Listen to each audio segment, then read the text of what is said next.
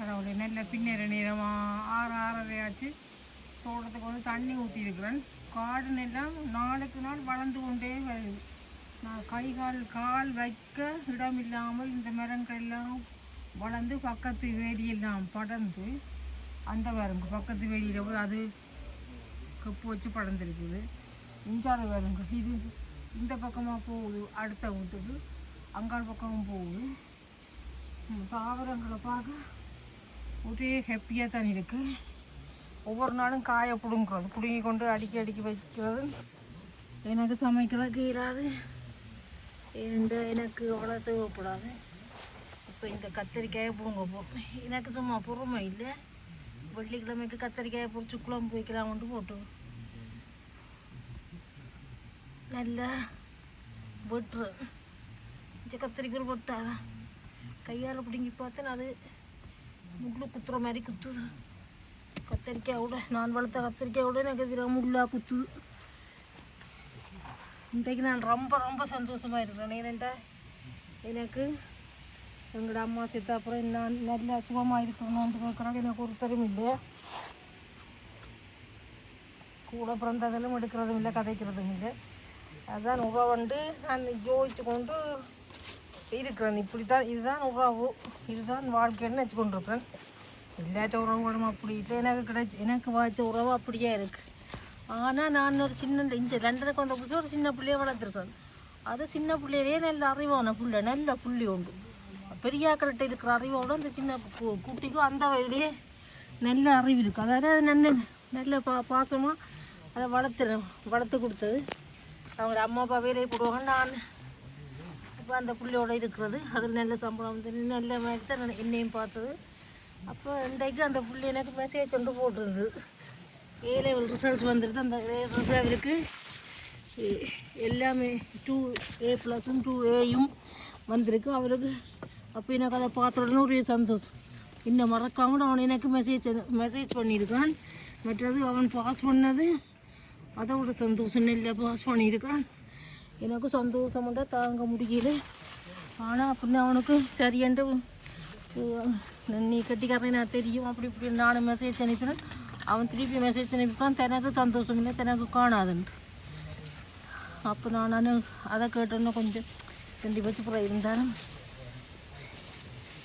அது போதும், சந்தோஷமாயிடும். அடுத்து யூனிக்கு போனால் நல்லா இன்னும் படிக்கண்டு சொல்லியிருக்கேன். நன்றாலும் அவருக்கு கொஞ்சம் அவருக்கு தானே தெரியும் அவர் ஓட படிச்சு. அவன் கட்டிக்காரன் நல்ல புள்ள.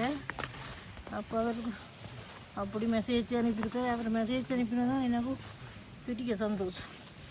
இந்த கத்திரிக்காய் 2 பிடுங்குவோம். இன்றைக்கு நியூஸில் எனக்கு வாழ்க்கையை பிடித்தேன். ஒரு கவலையோடு தான் எந்த நாளும் இருக்கிறேன். இன்றைக்கு எனக்கு நான் வளர்த்த பிள்ளையாவது எனக்கு சந்தோஷம். அது எனக்கு மெசேஜும் பண்ணது ஒரு சந்தோஷம். எக்ஸாமில் நல்லா பாஸ் பண்ணினது அதோட சந்தோஷம். கடவுளே, நான் இந்த நாளும் கடவுளை கும்பிடைக்கு என்னை காண்டி கும்பிட மாட்டேன். அவனை நினச்சி தான் கும்பிடுவேன். கடவுளே அவனுக்கு துணையாயிரம் கடவுளே என் பிள்ளை நல்லா இருக்கும். கூட எங்கேயோ இருக்கிறது இதுதான் கடவுளின் பிணைப்பான்னு சொல்கிறோம். உண்மையாக கூட பிறந்தவளுக்கு என்னெல்லாம் ஒரு துளி பாசம் கூட இல்லை. அதை நான் இப்போ தான் புரிஞ்சு கொண்டேன். ஆனால் நான் வளர்த்த பிள்ளை கடவுளை அது வளர்த்த பிள்ளைய பிரிஞ்சு இப்போ 10 வருஷம் ஆனாலும் இடையில போய் சந்திப்போம். ஆனால் அவனுக்கு என்ற நினைவு இருக்குது. எனக்கு மெசேஜை போடணும்னு சொல்லி போட்டிருக்குது அந்த பிள்ளை. கடவுளே அது மாதிரி தான் இந்த நான் வளர்த்த இந்த தாவரங்களும் எனக்கு நான் கஷ்டப்பட்டு தண்ணியை மாடியிலேருந்து கொண்டு வந்து ஊற்றுனதுக்கு மேலால் மரக்கரையில் ஆஞ்சே களைச்சி போனோம். பிடுங்கி குறிப்பாக சுக்கிரியும் பூசணிக்காயும் ஆஞ்சு களைச்சி எல்லாருக்கும் கொடுத்து களைச்சி போனேன். அவ்வளோத்துக்கு விளைச்சேன். பார்த்தீங்களோ, இந்த தாவரங்களும் என்னென்ன பாசம் அதோடக்கு கூட இந்த கவலை தெரிஞ்சிருக்கு. தண்ணியை இருந்து கஷ்டப்படுறது தண்ணியை ஊற்றுறோன்னு சொல்லி அது அவ்வளோ காய்ச்சி கொண்டு இருந்துச்சு. கடவுள் இங்கே பாருங்க வேண்டாம் பூசணிக்காய் இங்கே பாருங்க அடுத்த பூசணிக்காய் சுத்தகிற பூசணிக்காய் தான் இருக்கு முருங்கால் விட்டுருக்கு எல்லாமே எல்லா மரங்களும் வாடி இந்த ஓட்டம் சீசனில் எல்லாம் வாடியிலே எல்லாமே தண்டி வந்தேன் அப்போ ஒரு ஏடியாக பிடுங்குவோம் ஏன்னாண்டா பிடுங்கி வைக்க இடம் இல்லை பூசணிக்காய் என்னதுன்றது விற்கவும் இல்லாது அப்படியே விட்டுருக்கணும் மரங்கள் எல்லாம் வளர்ந்துருக்கு கத்தரிக்காய் மட்டும் சலிக்காமல் சாப்பிடலாம் பொரிச்சு குழம்பு வச்சு சாப்பிடலாம் ஆஞ்சிருக்கணும் இது ஆஞ்சது ஏற்கனவே இதுக்கு பிடிச்சிக்கலாம் திருப்பவும் ஆஞ்சிருக்கு என்ன விட்டால் மரத்தில் விட்டால் என்னமோ ஒன்று வந்து கடித்து சாப்பிடுது என்னன்று தான் தெரியாது அவர் கடிக்கும் போது நான் முந்திட்டேன் ஆமாடா கால் வச்சு நடக்க வழி இல்லை இன்றைக்கு கத்தரிக்காய் இவ்வளோ அறுவடை செய்திருக்கிறேன் நாளைக்கு வெள்ளிக்கிழமை அதுக்கு சமைக்கலாம்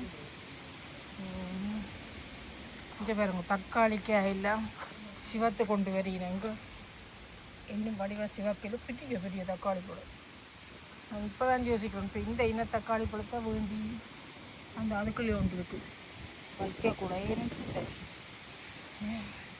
சின்ன டொமேட்டோ ஐட்டத்தை வளர்த்தா சின்ன எடுத்து சமைக்கிறாங்க இது பெருசாக இனத்தை வேண்டி போட்டு இது பெரிய ஒரு காயம் எனக்கு இது சமைக்கிறாது ரொம்ப ஆக்கலண்டா அப்படி சமைக்கிறேன் நான் தனியாளண்டா சின்ன காய் தான் நான் சமையலுக்கு உதவும் இங்கே வேணும் இந்த மின்ட்டு பூத்திருக்கு மின்டியில் இனி பிடுங்கில எல்லாம் பூத்துடுத்து சின்ன இலையாது தண்ணி இல்லாத ஒரே வக்காரே வெயிலால் அது தண்ணியெலாம் சின்ன இலையாக மாறி நல்லா குழு உருண்டு தண்ணி இருந்தால் தான் இது பெருசாக இருந்ததாக இருக்கும் தக்காளி பழம் எல்லாம் பழுத்து கொண்டு வெடியினம் எல்லாம் படுக்கட்டு வாரமுறை பிரியோசனமாக மாற்றி தான் பயிர் நடணும் வாரமுறை எனக்கு இப்படி நிலம் கிடைக்கிறது இல்லை இப்போ இந்த முறையோடு இந்த வீட்டை விட்டு நான் மாறணும் ஆனபடியாக நிலம் கிடைக்கும் இல்லையா ஆனபடியாக பயிர் வைக்கணும்னு ஆசை இருந்தாலும் நிலம் இல்லாட்டா வைக்கல அது இங்கே இந்த நிலத்தில் வச்சு இந்த முறை பயிர் செய்து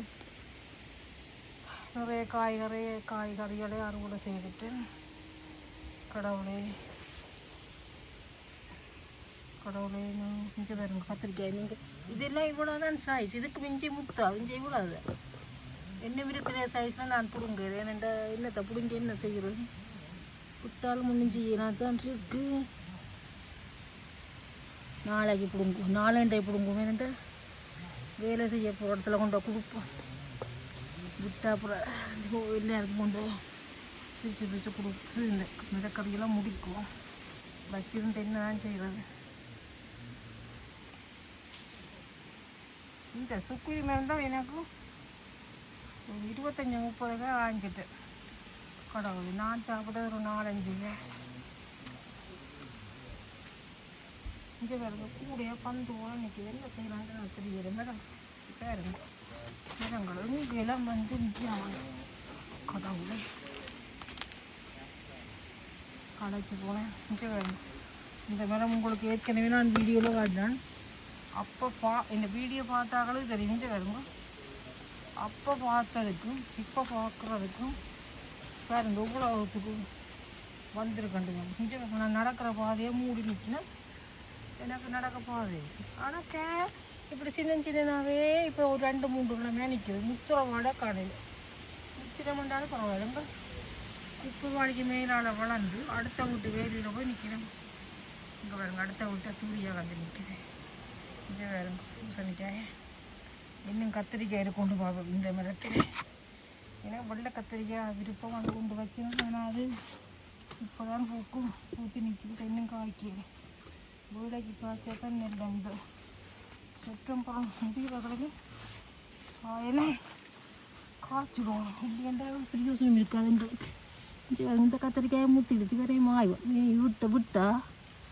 வந்து பூச்சி கடிச்சு போடும் வேறு என்ன செய்கிறது ரைட் வேறங்க நல்லாலும் பிடிங்கிட்டு நீ நான் தண்ணியை மரத்துக்கு மேலே ஊற்றிக்க கத்திரிக்காயில் போட்டு இந்த மூடு வந்து அழியிடுது அதனுடைய நாளைக்கு இல்லை இப்போ இரவுக்கு கரையில் கொண்ட பொறிச்சு குழம்பு வச்சுல இந்த ஒரு கத்திரிக்காய் சின்னல்லையே பிடிங்கிடுவோம் வேறு இன்னும் 2 கிழமைக்கு மித்த விடுவோம் கிடக்கட்டுக்கு சின்னனாக இருக்கிற இதுக்கு இவரை கொண்டு காது இப்போ சமைப்போம். கத்தரிக்காய் உரிச்சோணும். போன ஆடி அமாவாசைக்கு சமைச்ச அப்புறம் இன்னும் நான் கறியே சமைக்கிறேன். எந்த பழைய கறிகள் இருந்தது எனக்கு கொட்டுறது சிந்துறதுண்டா பிடிக்காது. அதே ஒரு 2 நிறைய இருந்தது. அதையே சுட வச்சு சாப்பிட்டு கொண்டு இன்றைக்கு தான் கறியெல்லாம் முடிஞ்சேன். சோறு சமைச்சது. இப்போ இந்த கத்திரிக்காய் கொண்டு பொரிச்சு குழம்பு வைக்கும். இன்றைக்கு சந்தோஷமாக இருக்கிறேன். இன்றைக்கு இந்த பிள்ளை மசேஜ் அனுப்பினது பாசண்டு அதில் பாயசமும் காய்ச்சப்போம். காய்ச்சி சாமிக்கு வச்சுட்டு நானும் சாப்பிடுவேன். இப்படியான சந்தோஷமான நியூஸ் வரைக்கும் இனிப்பாக ஏதாவது செய்வேன். நான் தனியாக இருந்தாலும் நான் செய்து கொள்கிறோம்.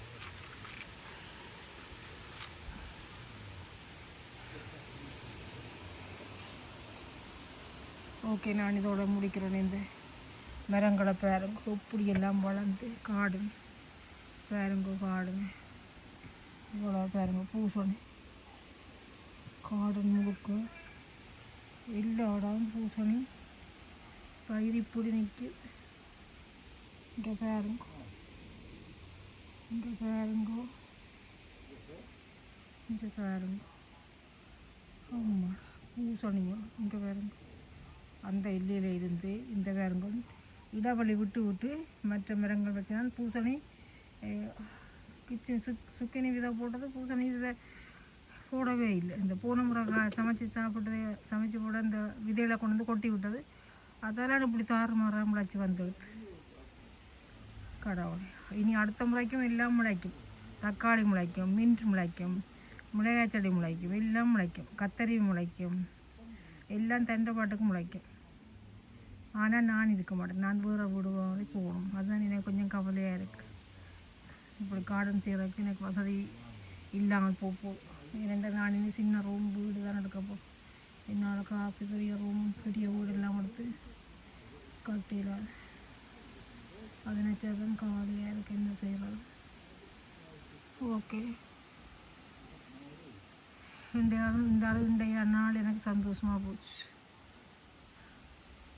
எனக்கு ஒரு மெசேஜ், எனக்கு ஃபோனுக்கு கோல்கள் மெசேஜ் ஒன்றும் வராது. இப்படித்தான். அப்போ நான் இங்கே கொண்டு வந்து வளர்த்தக்குள்ள ஒரு மெசேஜ் அனுப்பியிருக்கு, குட் நியூஸ். அதால் இன்றைய நாள் எனக்கு சந்தோஷமாக போச்சு. பாய்.